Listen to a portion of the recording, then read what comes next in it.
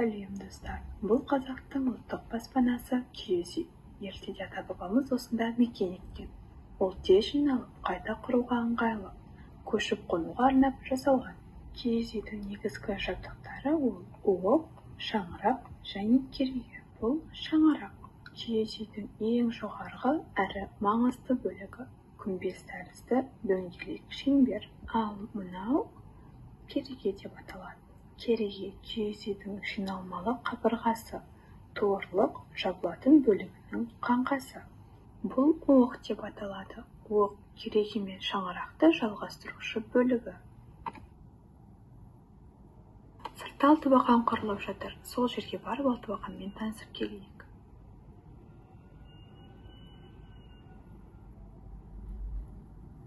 Алтыбақан қазақтың ұлттық ойыны, жастардың ойын-сауық құратын жері. Оны құру үшін 6 бақан және 6 сырық қажет. Ол сол үшін алтыбақан деп аталған. Ал мына жерде кішкентай балалар асық ойнап отыр.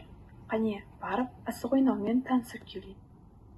Асық ойыны қазақ халқының дәстүрлі ойыны. Асық ойыны күндізде, түнде де ойналады.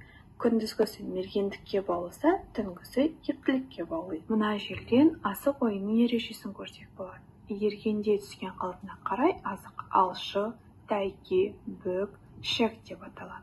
Асық ойыны шеберлікке, мергендікке, батылдыққа, шешімдікке тәрбиелейді.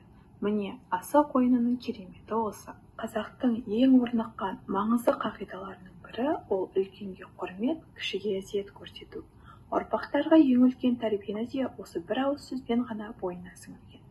Үңіліп қарасақ, бұл сөзде үлкен философия жатыр.